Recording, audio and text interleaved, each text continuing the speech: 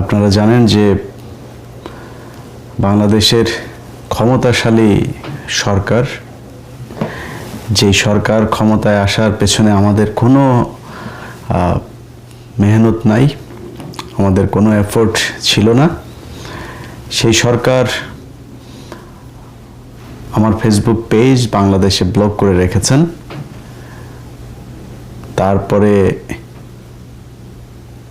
গেল 15 বছর শেখ হাসিনা সরকার যেটা পারেন নাই, ইউটিউব চ্যানেল, সেটাকেও তারা বিশেষ ক্ষমতা বলে 90 দিনের রেস্ট্রিকশনে দিয়েছেন।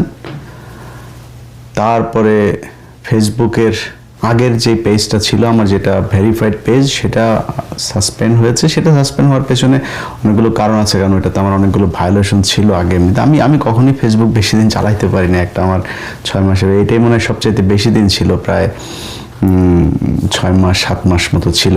এতদিন টানা আমার কোনো পেজ থাকে না। যাই হোক, তো শেখ হাসিনা সরকার এত চিঠি টিঠি লিখেও আমাদের দেশকে মেটা থেকে কখনো ব্লক করাইতে পারে নাই।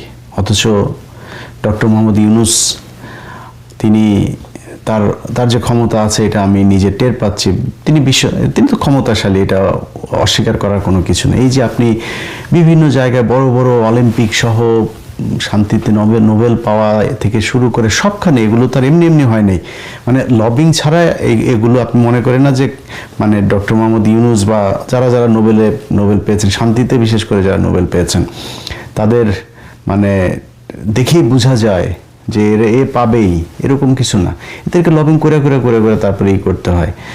তো এই যে নোবেল পেয়েছেন এবং অন্যান্য কিছু করেছেন, এই যে আপনার যে ক্ষমতা এবং আমার উপরে আপনি যে ক্ষমতা প্রয়োগ করছেন, এটাতে আমি বুঝতে পারছি, দেশবাসীও বুঝতে পারছে যে আপনার অনেক ক্ষমতা আছে। কিন্তু ভাই, এই ক্ষমতাটা একটু আবুধাবিতে খাটান না ভাই। এই যে আপনি যে চেয়ারটায় বসেছেন না, ডক্টর মোহাম্মদ ইউনূস, আপনি পৃথিবীতে বিশাল কিছু হইতে পারেন, কিন্তু একটা সত্যি কথা বলি, বাংলাদেশের প্রেক্ষাপটে আপনি জীবনে কোনো জায়গায় এমপিও হইতে পারবেন না। এখন নির্বাচনে দাঁড়ান, কি হবে আমি জানি না। 5 তারিখের পরে বাংলাদেশের মানুষ আপনাকে ভীষণ সম্মান দিয়েছে, ভীষণ সম্মান। আমি গেল কয়েকদিনে বহু আমার শুভাকাঙ্ক্ষীর ফোন পেয়েছে যে ভাই, ডক্টর মোহাম্মদ ইউনূসকে আপনার গালাগাল করা ঠিক হয় নাই। ডক্টর মোহাম্মদ ইউনূস, উনি আসলে খুবই ভালো মানুষ, ওনার আসলে কিচ্ছু করণীয় নাই। তো এই আলোচনায় পরে আসি।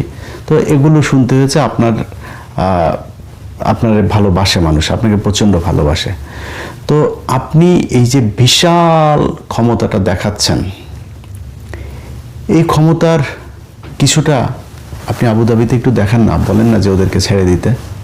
কারণ আপনি বাংলাদেশে যেটা বললাম যে আপনি এমপি হইতে পারতেন না কখনোই। আপনি এই যে চেয়ারটায় বসেছেন, এই আবুধাবির মানুষগুলোর মানে বিশাল ডেডিকেশন ছিল। তারা জানে যে মিডল ইস্টের এইসব গলফ এগুলোতে এইভাবে আন্দোলন করা যায় না। তারা আন্দোলন করে আপনাকে বসিয়েছে। আপনি কয়দিন আগে এই যে মারামারিগুলো হয়েছে না, এই যে সারা দেশে মানুষ জীবন দিয়েছে না, এটা ভারত বিরোধিতার ফল। এই ভারত বিরোধিতার ফসল আপনি, এই ডক্টর ইউনূস, আপনি ঘরে এনেছেন। তো এই যে ভারত বিরোধিতা করে মানুষ জীবন দিল, শেখ হাসিনাকে ভারতে পাঠাইলো, এত কিছু করলো, তো আপনি এই মানুষগুলিরে ভারত থেকে বাঁচাবেন না? আপনি চীনে গেলেন, চীনে গিয়ে তারপরে নাকি 6টা বিশেষায়িত বিভাগীয় শহরের হাসপাতাল নিয়ে আসলেন আপনি। সে হাসপাতাল কোথায় ভাই? আপনি কয়দিন আগে তাদের পেঁয়াজ পচে যাচ্ছে, পেঁয়াজ নিয়ে আসলেন। আপনি তাদেরকে শেখ হাসিনা যে পরিমাণে ইলিশ দিত তার চেয়ে ডাবল ইলিশ দিলেন। আপনি আদানির বিদ্যুৎ এখনো পর্যন্ত আনেন। আপনার সিকিউরিটি অ্যাডভাইজার এখনো ইন্ডিয়াতে যায়, গিয়ে তারপরে তাদের সাথে বৈঠক করে, তাদের অজিত দোভালের সাথে বিভিন্ন দেশে দেশে তিনি বৈঠক করেন। তাহলে আমরা কি পেলাম? আপনি না বলে এসেই ঘোষণা দিলেন ইউরোপের বিভিন্ন দেশে যেতে এখন আর ইন্ডিয়াতে যেতে হবে না, বাংলাদেশে থেকেই তারপরে সবাই যেতে পারবেন। সেটা বলার পর থেকে কি হয়েছে, সেটা তো আপনি বাংলাদেশে আনেননি। এখন যারা তাদের তো যেতে হয়, বাংলাদেশের মানুষকে তো ভিসা তো নিতে হবে, এখন ওদের জন্য যেতে হয় ইন্ডিয়াতে। গেলে একজনকে 5 দিন বসায় রাখে, একজনকে 10 দিন বসায় রাখে। বসে থাকলে তো তার লাভ, এখানে আপনি বসে বসে খাচ্ছেন, ডলার ভাঙছেন, আর মাঝে মধ্যে আবার চলে যান, আবার এত তারিখে আসবেন। এগুলো করা হচ্ছে। বাংলাদেশের মানুষকে আরো বিপদে ফেলে দিয়েছেন আপনি। এর বাইরে যদি বলি আমি যে ডক্টর মোহাম্মদ ইউনূসের কিছু কিছু মানুষ আছে যারা এখনো বিশ্বাস করেন ওনার কিছুই করার ক্ষমতা নাই, উনি খুব চেষ্টা করেন, সব কাজ করতে চেষ্টা করেন, কিন্তু উনি পারেন না। প্রথম কথা হচ্ছে ভাই আপনি যদি না পারেন সরে যান। আপনারা কেউ পায়ে ধরে এখানে না বসায় নাই তো যে ভাই আপনি এখানে বসে থাকতে হবে, না থাকলে আপনারা জেলে ঢুকাবে। আপনি সারা জীবন বাইরে বাইরে ছিলেন, আপনি বাইরে থাকেন বা দেশে থাকেন, যেখানে মন চায় থাকেন। আপনি এই যে আজকে প্রথম আলো, ডেইলি স্টার, মেইলি স্টার এত কিছু নিয়ে এত কথা হচ্ছে, এই দেশে ৭১ টিভি জ্বালায় দেয়নি। এই দেশে এই ৫ তারিখের পরের ঘটনাই বলি, আগেরগুলো সংগ্রাম তারপরে দিগন্ত এগুলো তো হয়েছেই। ৫ তারিখের পরে এই সময় টিভিতে বিএনপির লোকজন যায় হামলা করে নেই, কিছু হয়েছে নাকি? সংবাদ মাধ্যম নাকি বাংলাদেশে এই প্রথম আলো আর ডেইলি স্টার। এখন কেন এত আলোচনা হচ্ছে? কারণ এখন তো বিপ্লব নাই। আপনি যে বিপ্লবের সময়টাকে আপনি ধ্বংস করে দিয়া তারপরে এখন যদি বলেন যে হ্যাঁ এগুলো করতে হবে, এটা তো সম্ভব না। যে কারণে এটা করা যাচ্ছে না। তো আপনি যেই সময়টাতে এসে বসলেন, ওই সময়ের পরপর যে কাজগুলো করা লাগতো সেই কাজগুলোর কোনোটাই করেন নাই আপনারা। একজন পরিবেশ উপদেষ্টা সারা জীবন সে এই পরিবেশ নিয়ে ধান্দাবাজি করে এসেছে। এনজিওর মাধ্যমে ওই একটা কোম্পানিতে যে হ্যাঁ আপনার তো এই যে পরিবেশের এটা নাই, দাও কিছু টাকা দাও, বাস টাকা খায়। এই যে গার্মেন্টস শ্রমিক ইউনিয়নের এই যে নেতা দেখেন, নেত্রী দেখেন না, সবই ধান্দাবাজি। এটা দাও ওইটা দাও, ট্রেড ইউনিয়নের নামে টাকা পয়সা দেয়, চুপ। এনজিও এই শ্রমিক ইউনিয়ন যা আছে সব হলো ধান্দাবাজ। এই ধান্দাবাজি করেই চলে। তার মধ্যে রেজওয়ানা সে 2008-9 সালের দিকে তার ধান্দাবাজির খবর অনেক ফ্যাক্টরি, অনেক কোম্পানির প্রতিষ্ঠানের মালিকদের কাছে শুনেছি। ধান্দাবাজি করে চলাই হচ্ছে তাদের কাজ। তার কাছে গিয়েছে একজন বাংলা এডিশনের কথা বলতে, বলছে না এর কথা শোনাই যাবে, আমার কথা বলেছে, ওর কথা আমি শুনবই না, ও আমাকে খুব বাজে ভাষায় কথা বলেছে। আপনি চোর, আপনার যেটা বলা হয়েছে সেটা তো গালি, আপনি চোর, আপনি অরিজিনালি চোর, আপনি এটা গালি না, অরিজিনালি চোর। গালির চাইতে আপনার চোর শোনাটা কি, মানে আপনি যে চোর এটা নিজের ভাবতে কি খুব বেশি প্রাউড ফিল হয় নাকি? চোর, আপনার ঘরে পয়সা যায় যেটা চোর, আপনার পেটের মধ্যে চুরির পয়সা, আপনি নিজেরা তো সম্মানিত মনে করেন কেন? 2 দিন হয়তো খুব মনে হইতেছে যেন সম্মানিত, বিশাল আকারে পাওয়ারফুল, পাশার নিচে চেয়ার একটা পেয়ে তারপর মনে করছেন সারা দেশ কিনে ফেলেছেন। ডক্টর মোহাম্মদ ইউনূস বাংলাদেশে সারা জীবন প্রধান উপদেষ্টা হয়ে থাকবে না। অতএব কথাবার্তা খুব, কাজকর্ম খুব হিসাব করে বলতে হবে। কে কোন সচিবের আর কোন চেয়ারে বসে কি করছে এগুলো আমাদের মনে থাকবে। বাংলা এডিশন বন্ধ করে দিয়া, আমাদের ফেসবুক, ইউটিউব সব বন্ধ করে দিয়া কয়টা নিবেন? 1 মিলিয়ন 2 মিলিয়ন আপনি কয়টা নিবেন? রাতারাতি তৈরি হবে, চলে আসবে, আল্লাহ ব্যবস্থা করে দিবে। এভাবে আটকানো যাবে না। শেখ হাসিনা আমাদেরকে পাঠায় নেই, আটকাইতে পারেনি, আপনারা আটকাই দিবেন? কিছু বললেই বিএনপি কিছু করতে দেয় না, আর ওয়াকার কিছু করতে দেয় না। প্রথম হইল কি 2025 সালের জুন মাসে আমাদের সাথে বৈঠক করলো তিনার নিরাপত্তা উপদেষ্টা খলিল সাহেব। আচ্ছা, ডক্টর মোহাম্মদ ইউনূসের মেসেজে উনি যেটা বলবে সেটাই হচ্ছে ওনার মেসেজ। মেসেজে কি, আগস্টের 5 তারিখ থেকে ওয়াকার, 15 তারিখের মধ্যে ওয়াকারকে ফেলাই দিব, এই জেনারেলকে ফেলাই দিব, আপনাদেরকে এইভাবে করতে হবে, ওরা এই জায়গায় আমাদেরকে এই বাধা দিচ্ছে। আমরা তো ভাই বুক ভরে গেছে যে দেশ প্রেমের জন্য জীবন দিয়ে দিব ভাই। ওয়াকার যেহেতু এটা চায় না, আর আমাদের ইউনূস সরকার এটা চায়, ইউনূসের জন্য জীবন দিয়ে দিব ভাই। আজকের এই ভিডিও যখন আপনি দেখছেন তার আগ পর্যন্ত এই 1.5 বছরে আমার চ্যানেলে আমি অন্তত 10টা ভিডিওতে এই ডক্টর মোহাম্মদ ইউনূসের প্রশংসা করেছি। আজকে কেন ডক্টর মোহাম্মদ ইউনূসের বিরুদ্ধে গেলাম?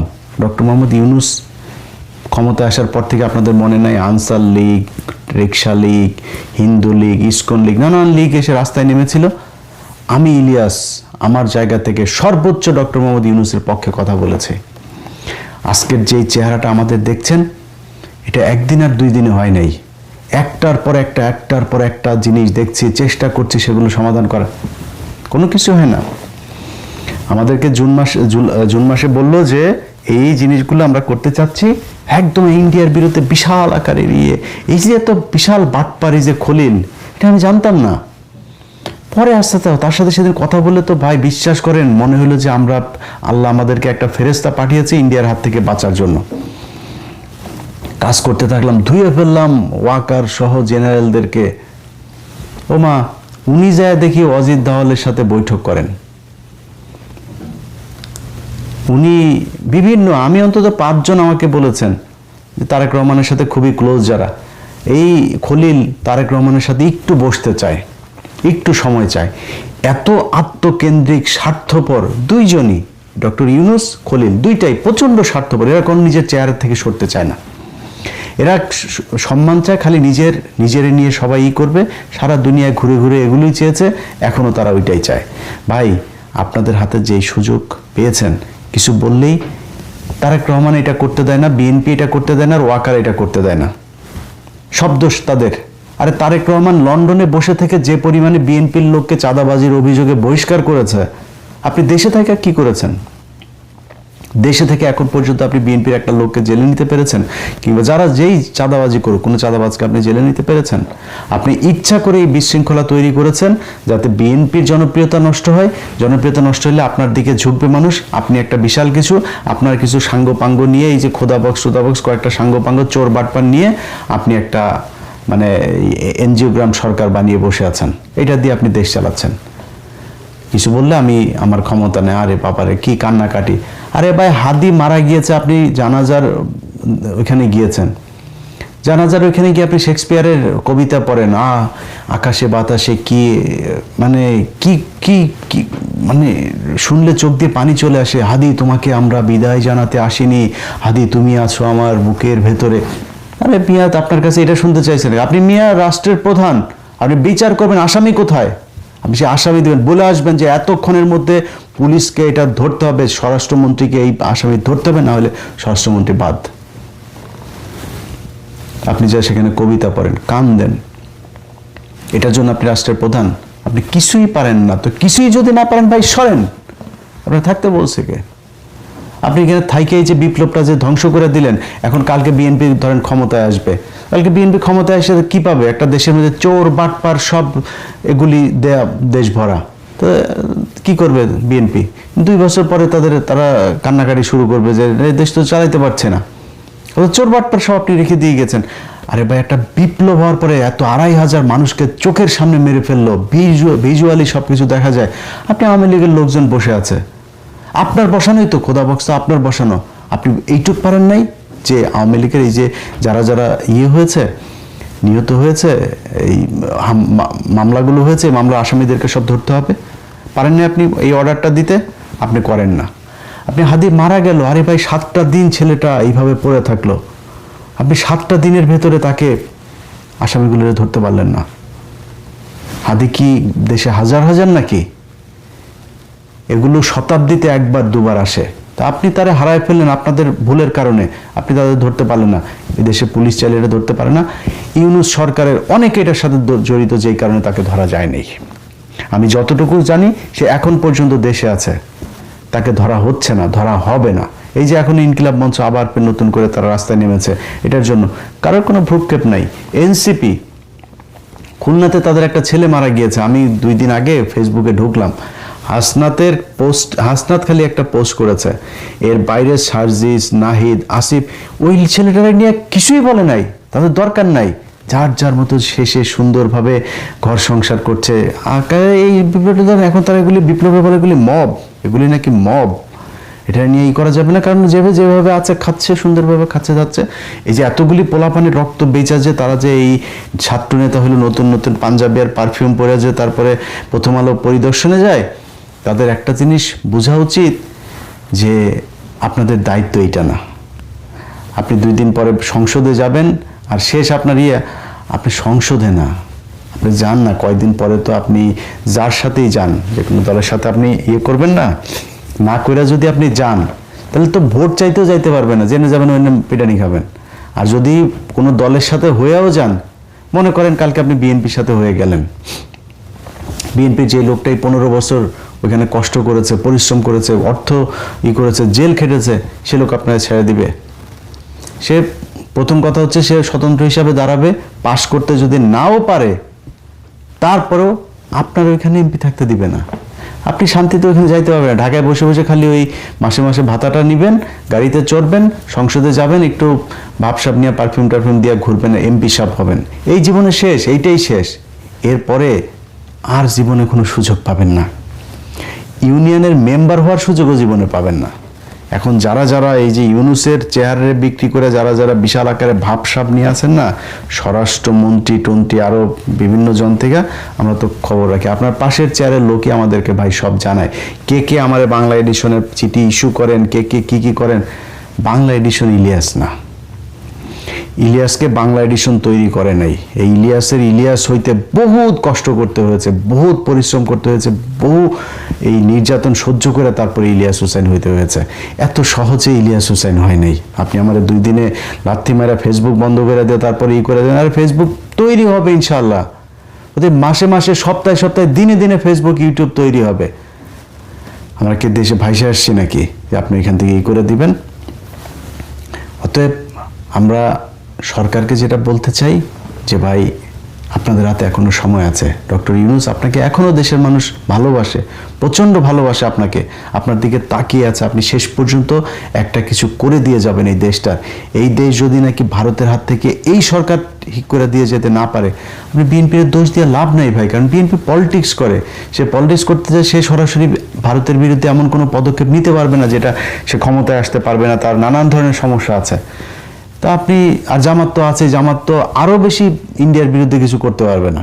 তারা কিছু করতে, তাদেরকে এমনিতেই মনে করে তারা ইন্ডিয়া বিরোধী, পাকিস্তানের লোক, এই সেই, পারবে না। সো আপনাকে করতে হবে। এই দেশের মানুষ কি চেয়েছিল, কি জন্য আপনাকে ক্ষমতায় বসিয়েছিল, সেটা আপনি খুব ভালো করে জানেন। সো আপনি যদি সেটা করতে না পারেন, তাহলে আমার মনে হয় এই যে 1.5 বছরে যে ড্যামেজটা আপনি করে, কেউ এখন যদি আমি যে আপনার বলে আপনি এখন চলে যান, এখন চলে গেলেও তো হবে না ভাই। আপনি যে ড্যামেজ করে দিয়ে গেলেন, এই ড্যামেজ ঠিক করবে কে? এখন প্রথম আলোর বিরুদ্ধে ব্যবস্থা নিতে গেলে, আরে ভাই প্রথম আলোর বিরুদ্ধে ব্যবস্থা নিতে গেলে প্রথম আলো, ছায়ানট, উদীচী, এগুলো তো বাংলাদেশের কোনো প্রতিষ্ঠান না, এরা ইন্ডিয়ান প্রতিষ্ঠান, এটা পত্রিকা অফিস না, এটা ইন্ডিয়ান গোয়েন্দা সংস্থার একটা শাখা অফিস বাংলাদেশে বসিয়েছে। আপনি প্রথম আলোর নিয়ে যা মনে চায় বলেন, পত্রিকা অফিস, অনলাইন, এটা একটা গণমাধ্যম, এই সেই। তো গণমাধ্যম ঠিক আছে, তো বাংলা এডিশন কি জঘন্য মাধ্যম নাকি? বাংলা এডিশন কি? বাংলা এডিশন এই গত 1.5 বছরে যা করেছে, খুঁজে নিয়ে দেখেন, নিউজগুলো দেখেন যায়। ছোট্ট একটা 40-50 জনের একটা টিম যা করা হয়েছে, এটা বাংলাদেশের অনেক গণমাধ্যম, কোনো গণমাধ্যম করতে পারে নাই, কোনো গণমাধ্যম সেটা করতে পারে নাই। আমরা সেটা করেছি, করে দেখিয়েছি যে সম্ভব কথা বলা এই দেশে। আর প্রথম আলো এখন আপনারা বিশাল গণমাধ্যম, তো প্রথম আলো যে খুনের সাথে জড়িত, প্রথম আলো মিথ্যা তারেক রহমানের বিরুদ্ধে কথা বলেছে, খালেদা জিয়ার নাকি পাকিস্তানে কানেকশন আছে, তারেক রহমান নাকি কোন কোন জঙ্গি সংগঠনের সাথে তাদের নাকি সম্পৃক্ততা আছে, তারা নাকি বসুন্ধরার কাছ থেকে 100 কোটি টাকা চাঁদা চেয়েছে, খালেদা জিয়া নিজে পাঠিয়েছেন টাকা আনার জন্য, এগুলো লিখেছে। জঙ্গি মানুষকে, আলেমদেরকে জঙ্গি বানিয়ে তাদেরকে ক্রস ফায়ারে দিয়েছে, গুম করেছে, গুমের সময় কনফারেন্সে কথা বলেছে তারা, ভিডিওতে পাশে বসে থেকে ইন্টারভিউ নিয়েছে, সন্তোষ শর্মা, ইন্ডিয়ান হাই কমিশনের লোকজন নিয়ে এগুলো নিয়ে কথা বলেছে। তাদের ব্যবস্থা নেবেন না? আজকে আপনি বলেন কোনো কিছু হইলেই অস্থিতিশীল পরিস্থিতি তৈরি। আরে বেটা, অস্থিতিশীল আপনারা তৈরি করেছেন, আপনারা অস্থিতিশীলতা তৈরি করেছেন, এই জন্য অস্থিতিশীল। আমার চোখের সামনে দিয়ে যখন দেখি যে আওয়ামী লীগের, ছাত্রলীগের, যুবলীগের লোকজন ঘুরে বেড়ায়, যাদের বিরুদ্ধে 4টা-5টা করে মামলা, পুলিশের ভেতরে এখনো 4-5টা মামলার আসামি, তারা এখনো পুলিশে চাকরি করছে, অফিস করছে, সময় টেলিভিশনে একটার পর একটা সাংবাদিক, যেগুলো হাসিনারি করেছে, এক টেলিভিশন থেকে আরেক টেলিভিশন, এখন ওই গ্লোবাল টেলিভিশন, ওই স্টার টেলিভিশন, নানান টেলিভিশনে আওয়ামী লীগের লোকজনকে এগুলো কি করা হচ্ছে। এটা এখন কোনো ব্যাপারই না, এটা এখন পান্তা ভাত হয়ে গেছে এমন একটা অবস্থা। তাদের বিরুদ্ধে কোনো আর ব্যবস্থা নেওয়া যাবে। এই জন্য এতগুলো মানুষ মারা গিয়েছে নাকি? আপনি আসবেন, সুন্দর করে বসবেন, খাবেন দাবেন, ঘুষ খাবেন, সব কিছু চলবে আগের মতো। এই জন্য দেশ স্বাধীন হয় নাই। দেশ আমি আমার জায়গা থেকে ততদিন এইটা মনে করব যে বিপ্লব চলমান থাকবে, যতদিন এই দেশের জাতীয় সঙ্গীত, চুরি করে আনা জাতীয় সঙ্গীত, এই জাতীয় সঙ্গীত পাল্টাইতে হবে। এই দেশে 16ই ডিসেম্বর আমার সাথে দেশপ্রেম দেখাইতে আসেন না। 16ই ডিসেম্বরে আপনি বিজয় দিবস মনে করেন, 16ই ডিসেম্বরে আমি আপনার চাইতে বেশি বিজয় দিবস মনে করি যেদিন মোদি তার ফেসবুকে পোস্ট করে বলা শুরু করবে যে 16ই ডিসেম্বর বাংলাদেশের বিজয় দিবসে বাংলাদেশকে শুভেচ্ছা। এই যে মাঝখানে জুতা নিয়ে তারপরে করলাম না, আপনি তো পশুর মতো পৃথিবীতে আসছেন, হাগেন খান মুতেন শেষ। তার একদিন আগে এই সরকার একদিন আগে তারা ভারতে 21 জন লোক পাঠানোর সরকারি সিদ্ধান্ত নিয়েছে। সে 21 জনের মধ্যে সেনাবাহিনী আছে, সরকারের লোক আছে, সব মিলে 21 জন যাবে বিজয় দিবস পালন করতে। আরে বেটা, বিজয় দিবস আমার বিজয় দিবস, আমার দেশে ভারত আসবে, আমি কেন তার দেশে যাব? তার বাংলাদেশের আর পাকিস্তানকে আলাদা করার জন্য সে যে ভারত পাকিস্তান কেন যুদ্ধ করেছে এগুলো আমরা জানি, এগুলি বাদ দেই। আমার দেশ তো স্বাধীন হয়েছে, আমরা এখন স্বাধীন দেশ। সে আমার যুদ্ধের সময় ভারতের অনেক সেনা মারা গিয়েছে, আমরা মেনে নিচ্ছি, সে আমার দেশে আসবে, আমরা তাকে ইনভাইট করব। আমার লোক যাচ্ছে ওই দেশে, বিজয় দিবস কার? আমি 16ই ডিসেম্বর 1971 সালে দেখলাম যে এখানে জেনারেল অরোরার কাছে জেনারেল নিয়াজি কাগজ সাইন করে দেওয়া যাচ্ছে। এখন আবার ভারত বলে আমাদের বিজয় দিবস, বাংলাদেশের নামটা পর্যন্ত বলেনি তার ফেসবুক পোস্টে। আর আপনি আমার উপরে এসে চেতেন, আমার দেশপ্রেম শিখান। এই দেশের প্রতি প্রেম দেখাইতে গিয়ে জীবনের বহুত কিছু হারিয়েছি, আপনি আমার দেশপ্রেম শিখান। আপনি যেসব চিটার বাটপার ছোট লোক, এক একটার অবস্থা দেখলে বিরিয়ানির দোকান থেকে টাকা খায়, ওই মানুষের কাছ থেকে বিকাশে টাকা খায়। ওই এক মহিলা আছে, কি মেঘনা আলম না কি আলম, এটা সৌদি এক দূতাবাসের কর্মকর্তা, তার বাসায় কাজের বুয়া হিসাবে ঢুকেছে। কাজের বুয়া হিসাবে ঢুকে তারপরে ব্ল্যাকমেল করে টাকা পয়সা দেয় না দেখে এখন তার বিরুদ্ধে এক মামলা। তো এরা তো এগুলির করে না, তাড়াতাড়ি তারা লোক নিয়ে গিয়েছে। আরেকটা আছে ওই যে নীলা ইসরাফিল। এই নীলা ইসরাফিল কি করেছে, এই হাসান আরেফ ভদ্র একটা লোক, আমার রাত 3টা 4টা সারাদিন, আমার কাছে ওগুলি এখনো হিস্ট্রিতে আছে হোয়াটসঅ্যাপে। ওরে বলি না আমার সাথে চ্যালেঞ্জ করতে, আমার হোয়াটসঅ্যাপ আছে। 10 দিন ফোন করলে একদিন করতাম না। এই সারা রাত, ভাই আমাকে হাসান আরিফ মেরে ফেলছে, আমাকে হাসান আরিফ লাগাইতে চায়, আমাকে হাসান আরিফের ছেলে জোর করে লাগাইতে চায়, এই তারা খালি লাগাইতেই চায়। এরপরে এসে তুষার তারে লাগাইতে চায়। তা আমি হঠাৎ করে হাসান আরিফ লোকটা মারা গেল, পরে ওর ফ্যামিলির একজনের কাছে শুনলাম, আমার ফোন দিল, এই লোক ইউরোপে থাকে, বললো ইলিয়াস ভাই আপনি কি জানেন যে এই লোকটা কেন মারা গেল? কেন? ভাই এই এর ছেলের বউটার এটার অত্যাচারে মারা গেল, এর এই যে অপমান অপদস্থ করেছে না, এটা লোকটা নিতে পারে নাই। কি বলেছে যে ও শ্বশুর নাকি ওরা লাগাইতে চায়, জঘন্য কথা। আমার খালি সে, ভাই প্লিজ আপনার সাথে একটা লাইভে আনেন, ভাই প্লিজ আপনি একটা কথা বলেন, এমন আপনি আপনার প্রমাণ দেন। 10 দিন পরে একবার ফোন রিসিভ করে আমাকে, হ্যাঁ প্রমাণ পেয়েছেন? হ্যাঁ পেয়েছি। একটা ভিডিও পাঠায়, অডিও পাঠায়, কি পাঠায়, ওইখানে ওগুলি কিছু নাই। ভিডিও কলে তার শ্বশুর তার সাথে কথা বলছে, তার ভিডিও কলে আপনার শ্বশুর আপনার বাইরে গিয়েছে, দেশে বাইরে গিয়েছে, আপনার বাড়িতে আপনার বাচ্চাদের হয়তো দেখতেছে, যে ভিডিও কলে কথা বলতে পারে না, একটা স্ক্রিনশট দিয়ে বলে ভিডিও কল। তো ভিডিও কলে স্ক্রিনশট দেওয়া মানে কি আপনার লাগাইতে চায়? কি চেহারা তার, আরে বাবারে বারো হ্যারেকালি লাগাইতে চায়। এখন সে ওই ফিল্টার মারে, তারপরে তোর আসল ছবি আমাদের কাছে নাই, মানুষ দেখে নাই, তুই ফিল্টার মারে আসলেই মানুষ মনে করবে তুই এরকম আর তোরে লাগাইতে যাবে। তো এরকম কিছু এই ফুটপাতের কিছু জিনিসপত্র আমার পিছনে লেগেছে। ভাই তুই যেখানে গিয়ে বিক্রি হয়েছিস, ওইখানে ইলিয়াস যদি বিক্রি হতো, তুই বিক্রি হয়েছিস 5 টাকায়, আমি 5 কোটি টাকায় বিক্রি হইতে পারতাম, ইলিয়াস বিক্রি হয় নাই। তুই মনে করছিস যে তুই যেখানে দালালি করে তারপরে করছিস, এটা ওই দালালি আমি করতে পারতাম না? দালালি করার জন্য জন্ম নেই। তবে এই গত 1 সপ্তাহে যা দেখলাম, এই দুনিয়ায় আপনি যদি ভালো থাকতে চান, আপনার কোনো ঝামেলা আপনার ঘাড়ে আসবে না। যদি ভালো থাকতে চান তাহলে আপনি যেটা করবেন সেটা হচ্ছে, কিছু চোর টাটপার কিছু লোকজন আছে, এগুলি নিয়ে কিছু বলবেন না, চুপচাপ থাকবেন, ম্যানেজ করতে চাক, এগুলি যেমন ইচ্ছা। আমার নিজেরও দোষ আছে, কিন্তু আমি নিজেও আসলে রিয়েক্ট করি, এটা আমার সমস্যা। আমি এই সমস্যার সমাধান করতে পারি না, আপনি আমার কি করবেন বলেন? কতবার যে নিজের সাথে নিজে যুদ্ধ করি যে এইসব এগুলি নিয়ে কোনো কথা বলবো না। ইভেন যে আজকে যেটুকু বললাম, এটাও কিন্তু আমি ভিডিওর আগে বলেছি, আমি আর কারোর কোনো কিছু জবাব দিব না। আবার এই দেখেন ভিডিওতে বলে ফেললাম, যাই হোক সরি ভাই, বলবো না আপনাদের নিয়ে। যে যা মনে চায় বলেন গিয়ে আমার নিয়ে, আমি কারোর কথার আর জবাব দিব না। এগুলো করতে গেলে নিজের আসল যে কাজ ভাই, ওদের কাজ কি? ওদের কাজ এই যে বিরিয়ানি দোকান থেকে 2টা টাকা নেওয়া, এই 2টা বিকাশ করলে, ওই যে বিকাশ তারেক 2টা বিকাশ নেওয়ার জন্য কি আহারে করে টাকা পাঠান, প্লিজ পাঠান।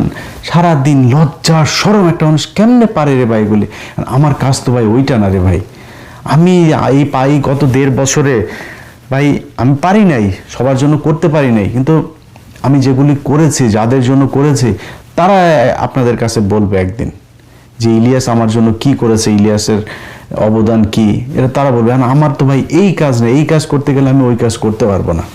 আর এই যে গত 1 সপ্তাহ আগে এই যে খুব দেখিয়েছি ভাই, আপনি তো আমার জায়গায় নাই, তাই না? আমি জানি কি কি জিনিস নিয়ে কি করতে হয়। এই আসিফ নজরুল ফোন করেছে যে আমার রেকর্ড টেকর্ড আছে সব, ভাই ইলিয়াস ভাই আপনার কি অবস্থা, ভাই ইলিয়াস কি হয়েছে বলেন, হ্যাঁ কি চান বলেন। স্যার কিচ্ছু চাই না স্যার, খালি এই যে আপনি এই মোস্তফা ফারুকি টারুকি যে প্রথম আলো মালটাল এগুলো নিয়ে আসেন, এগুলো সরান স্যার, কিচ্ছু চাই না আপনাদের কাছে। এই যে অ্যাটর্নি জেনারেল বিশাল ভালো সম্পর্ক ছিল ভাই, হঠাৎ করে তারা মিলে এই দিলীপ আগারওয়ালের ছেড়ে দিল। আরে ভাই এটা রয়ের বিশাল মানে বিরাট সদস্য, এটা গুরুত্বপূর্ণ সদস্য, তারা আপনারা ছেড়ে দিলেন। এই আসিফ নজরুল তার এই আগের যে জজ টজ যেগুলো ছিল, যেগুলো মানে বিশেষ গুরুত্বপূর্ণ ঘটনার সাথে যারা সম্পৃক্ত, খালেদা জিয়ার বিরুদ্ধে রায় দিয়েছে, তারেক রহমান সম্পর্কে বাজে কথা বলেছে, বিভিন্ন ইয়ের সাথে জড়িত, তাদেরকে সে এখনো পর্যন্ত জেলা দায়রা জজ টজ যেগুলো বানিয়ে রেখেছে, গুরুত্বপূর্ণ সব সিএমএম টিএমএম এগুলো পদগুলোতে তাদের বসিয়ে রাখা গেছে। তার পিএস সেটাও ছিল আপনার আগের এই এবিএম খায়রুল হকের পিএস, সে তাকে সে এনে পিএস বানিয়ে রেখেছে। তো অনেকের সাথে ভাই খুব ভালো সম্পর্ক ছিল। এই যে এখন যাদের নিয়ে কথা, এই যে সালাউদ্দিনরা জিজ্ঞেস করেন যে সালাউদ্দিন ইন্ডিয়াতে থাকতে আমার সাথে ঘন্টার পর ঘন্টা এই সালাউদ্দিনের সাথে কথা হইতো, ইলিয়াস এইটা এইভাবে করতো, ভালো মনে করতাম। তো ও মা পরে দেখি যে ও মা এখানে এসে সে এর বিরুদ্ধে কোনো অভিযোগ করে না, তারপরে এসালাম এগুলি এগুলি করলে ভাই আপনাদের সাথে আমরা মিলে থাকবো কেমনে? আমি যাদের সাথে করেছি, আমার সাথে আমি চাইলে তাদের সাথে বিশাল ভালো সম্পর্ক রেখে অনেক সুবিধা নিতে পারতাম। নেই এই দেশের জন্য নেই। এটা যদি আমার পাপ হয়ে থাকে, পাপ করেছি। যদি আমার মতো এরকম পাপী দেশে যদি নাকি না থাকে, যেদিন থাকবে না সেদিন দেশ মনে হয় ভালো থাকবে, কোনো সমস্যা নাই। আপনারা ভালো থাকেন ভাই। আপনাদের যারা আমারে নিয়ে যাদের ক্ষোভ আছে টোভ আছে ভাই, আপনাদের সবার কাছে ভাই সরি ভাই, আপনারা এই আমারে নিয়ে সারাদিন গুতাগুতি করতে থাকেন, কোনো সমস্যা নাই। আমার কাজ ভাই ওইটা না, আপনারা আমার প্রতিদ্বন্দ্বী না।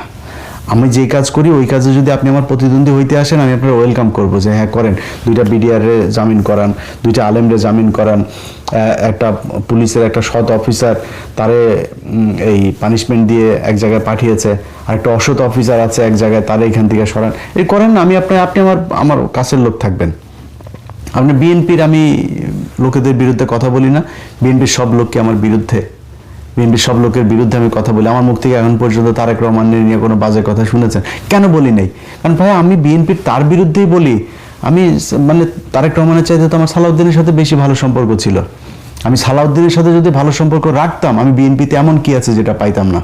হ্যাঁ তো সবই করতে পারতাম, তো রাখি নাই কেন? কারণ ইন্ডিয়া কানেকশন আছে এই জন্য। আমার টার্গেট ভাই একটাই, আমার এই বাংলাদেশে আমি পলিটিক্স করি আর আমি সাংবাদিকতা করি, আমার যেইটাই করি মনে করেন ইউটিউবার হই আর টিকটকার হই আর ফেসবুকার হই, যেইটাই হই ভাই, আমার রক্তের গ্রুপ ইন্ডিয়া নেগেটিভ। আমার এই ইন্ডিয়ার সাথে আমি কোনো আপোষ করতে পারবো না, সেটাই করছি, এভাবেই চলছি। দোয়া করেন সবাই, আল্লাহ যেন এই দেশটাকে ভারতের হাত থেকে বাঁচায়। এবং ডক্টর মোহাম্মদ ইউনূস, আপনাকে আবারও সবশেষ বলে যায় একটা কথা ভাই, আপনাকে মানুষ এই বাংলাদেশে আরেক বাটপারকে মানুষ ভালোবাসা দিয়েছিল, শেখ মুজিবকে। ওই বাটপার 4 বছরে মানুষকে এমন জ্বালাইছে, মানুষ মিষ্টি খেয়েছে সে মারা যাওয়ার পরে। সো আপনারও মানুষ প্রচণ্ড ভালোবাসে, কিন্তু ভাই খালি কথা না, খালি সুন্দর করে কথা বলে দিয়ে আপনি সব কিছু ঠিক করে দিবেন। আপনি যাওয়ার পরের দিন কিন্তু আমরা সব কিছু হিসাব করব যে স্যার কি করে দিয়ে গেলেন।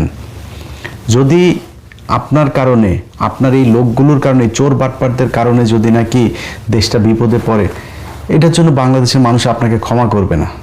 আপনাকে সারা জীবনে এই গ্লানি সহ্য করতে হবে। আর যদি আসলেই ভালো কিছু একটা করে দিয়ে যান, কারা কত বিশাল ক্ষমতাশালী আমরা দেখতে চান, আপনার পিছনে থেকে মানুষ যুদ্ধ করার জন্য প্রস্তুত আছে। আপনি ডাক দিয়েন যে আমি এই করতে পারছি না, আপনি বলেন খালি। আপনি না বলে যদি নাকি আপনি নিজেই চোর বাটপারদেরকে সামনে বসায় রেখে তারপরে বলেন আপনি কিছু করতে পারেন না, এটা তো আমরা বিশ্বাস করব না। কারণ আপনি সরকারের থেকে আপনি চাঁদাবাজদের ধরেন না, বিএনপিতে যে কজন চাঁদাবাজ আছে তারেক রহমান লন্ডনে বসে তাদেরকে বহিষ্কার করতে পারে, আপনি দেশে থেকে পারেন না কেন? এই কাজগুলো আপনাকে করতে হবে ভাই। যদি না করেন তাইলে আমার মনে হয় এই বিপ্লবের যেই দায়ভার, যে ব্যর্থতা